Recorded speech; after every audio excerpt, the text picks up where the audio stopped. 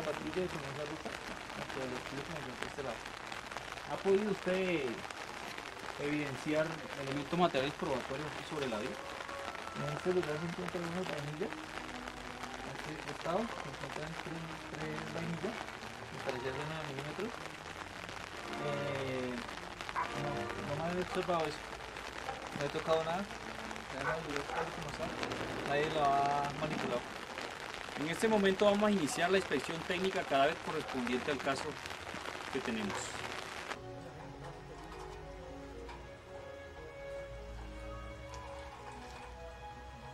En este momento, el técnico en fotografías está realizando lo que se conoce como fijaciones fotográficas del lugar de los hechos. Estas fijaciones se realizan de lo general a lo particular.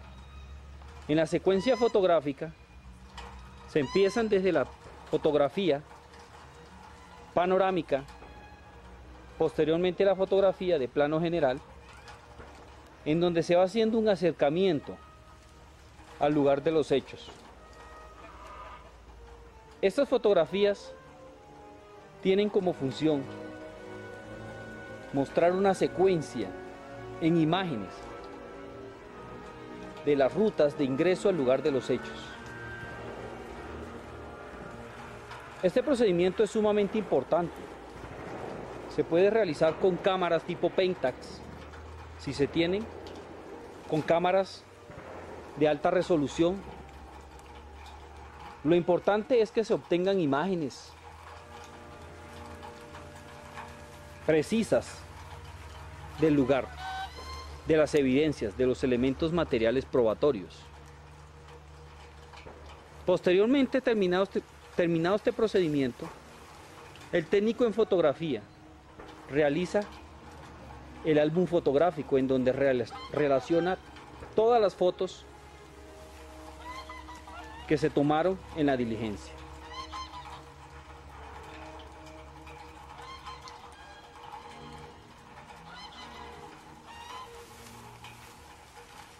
Terminadas las fotos de plano general y panorámicas, se hacen tomas del lugar de los hechos. Estas fotografías sin numeración son importantes, ya que evidencian la originalidad y el estado actual del lugar de los hechos, tal y como queda. Ubicación precisa de los elementos materiales probatorios y evidencia física que se halle en el lugar. Terminado este procedimiento, sí se procede a la numeración de los elementos materiales probatorios. Lógicamente que el procedimiento de fijación del lugar de los hechos se realiza habiendo finalizado el procedimiento de búsqueda de elementos, que para este caso se realizó método de búsqueda por zigzag.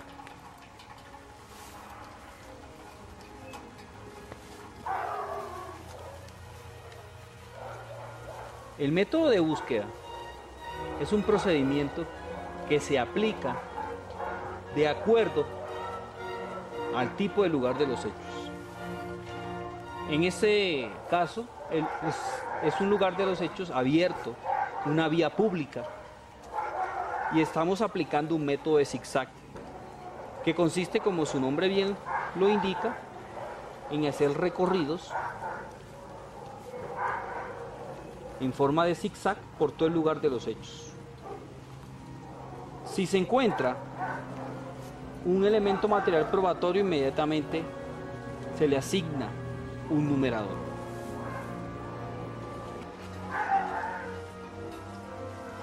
Es bien.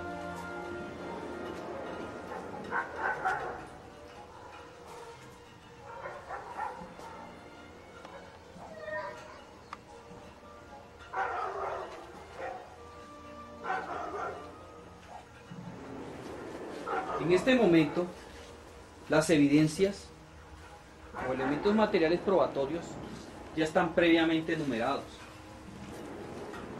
Si se deriva una nueva evidencia o elemento material probatorio como armas, proyectiles, que se encuentran posterior al método de búsqueda, se les asigna un número de acuerdo a la secuencia.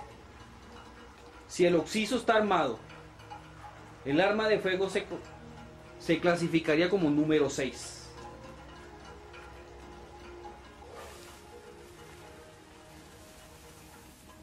Terminada ya la numeración de los elementos materiales probatorios, el técnico procede con las respectivas fijaciones fotográficas.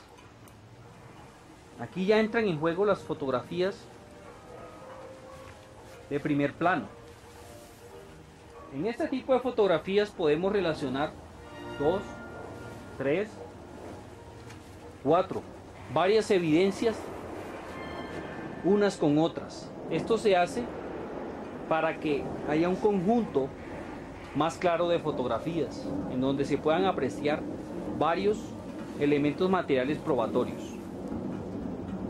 También entran en juego las fotografías de primerísimo plano, en donde se relacionan una sola evidencia en cada uno de sus detalles. Para este caso, las vainillas y los elementos materiales probatorios de forma individual. Retomando nuevamente la importancia del método de fijación, ya habiendo agotado la fotografía de plano general, en donde sabemos que nos muestra una visión y registra el aspecto general del sitio o lugar donde sucedió el hecho, materia de investigación antes de que sea modificado en su estado original. El plano medio es una visión más cerrada o pequeña de forma general. El primer plano es una visión que muestra y registra el elemento principal, materia de investigación en relación con otros objetos próximos a él. Los primerísimos planos es la visión que se realiza sobre el elemento u objetos encontrados en el lugar de los hechos, buscando fijar características, particularidades del elemento grabado. Ya existen otro tipo de fijaciones, como la fotografía de filiación, que es aquella que se toma en un ángulo de 90 grados de la cara del occiso. Pero eso ya lo estaremos realizando más adelante cuando estemos en la inspección del cadáver. Ahora procederemos a la topografía judicial. La topografía judicial es la que se encarga de representar la ubicación de los elementos materiales probatorios y evidencia física mediante el uso de medidas dentro de un bosquejo topográfico del lugar o lugares donde sucedieron los hechos. El objetivo principal de la topografía es crear un bosquejo en donde se encuentran relacionados todos los elementos materiales probatorios con medidas. Para este caso, en el sistema métrico vamos a utilizar centímetros y metros de acuerdo al caso. La razón de ser de la topografía es que posterior al procesamiento del lugar de los hechos se pueden ubicar las evidencias en el evento de una futura reconstrucción de hechos. En el mismo lugar donde se hallaron, a través de planos.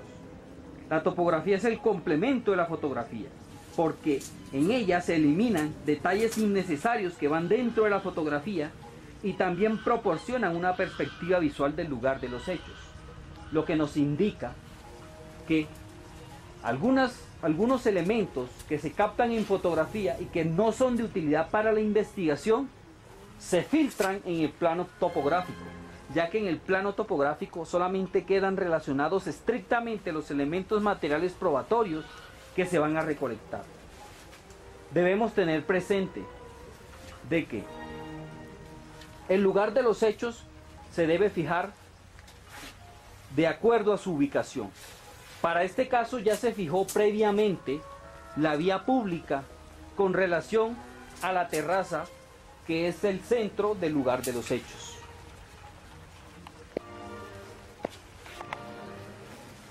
Vamos a proceder con la recolección de los elementos materiales probatorios y evidencia física hallados.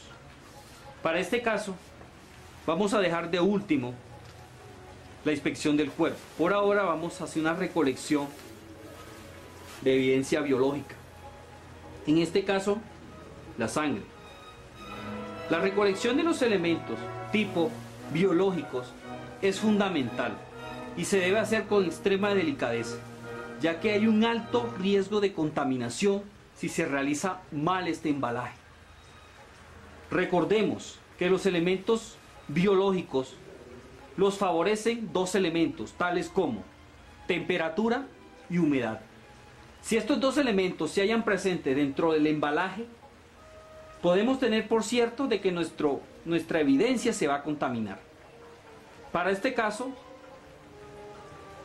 se trata de un líquido, como la sangre. Es necesario dejar secar por un periodo de tiempo, no acelerándolo. ¿Qué quiero decir con esto? Sometiéndolo a calor, en una estufa. No, se debe dejar secar naturalmente al ambiente. Para este caso lo vamos a embalar para poder continuar con el ejercicio. Como podemos observar, el técnico lo que está haciendo es embalándolo dentro de su propio sobre, lo cual está catalogado y es óptimo para su embalaje, y así posteriormente remitirlo en la mayor brevedad posible al laboratorio correspondiente que va a realizar el procedimiento de extracción del ADN. Existe una base de datos de ADN que se llama el CODIS. El CODIS es el que se encarga de registrar todos los elementos materiales probatorios tipo biológico. La importancia de esto, cualquiera dirá, surgirán algunas preguntas, como por ejemplo, si es la misma sangre del occiso, ¿para qué se recoge? La respuesta a esta interrogante es bastante sencilla. Posteriormente no sabemos si hubo una riña entre la víctima y el agresor. Si posteriormente se captura una persona y en las uñas se le encuentra material como piel, que ahí hay moléculas de ADN, podemos realizar posteriormente un cotejo entre esos dos elementos materiales probatorios y podemos encontrar relación entre los hechos. Continuemos. Vamos a proceder con la recolección de las vainillas. Para este caso, los laboratorios de balística necesitan que la evidencia venga muy bien embalada. Nunca, para el caso de las vainillas, las embale todas dentro de un mismo contenedor. En los laboratorios de balística se mira, es aquel microrrayado que produce la aguja percutora y otros elementos como la aguja eyectora al momento de realizarse el disparo. Esto es a lo que se llama en criminalística, y en balística, la balística de efectos, la balística exterior. Balística de efectos es aquella que se encarga de estudiar todo lo contendiente al impacto del proyectil con cualquier tipo de superficies. Para este caso estamos observando un vidrio que está roto.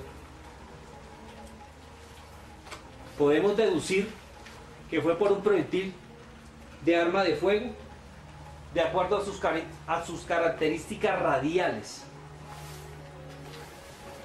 En balística se necesita que los elementos vayan embalados separadamente. Para el caso de los cartuchos, sí podemos embalarlos todos dentro de un mismo contenedor si estos corresponden a sus características, como por ejemplo el calibre, un calibre único. Si son todas calibre 9 milímetros, todas sí pueden ir dentro de un mismo contenedor, o calibre 38. Pero si tenemos dos tipos de calibres, como calibre 38 y calibre 9 milímetros, se deben embalar de forma separada, de acuerdo a sus características. El procedimiento. Ya vamos a empezar a hacer la inspección al cadáver. Entiéndase como la inspección al cadáver, como la búsqueda meticulosa de elementos materiales probatorios del cuerpo, del occiso. En él vamos a ver características de los signos post-mortem para poder saber tiempo de muerte. Este procedimiento, en algunos casos y en algunas regiones, se torna algo peligroso.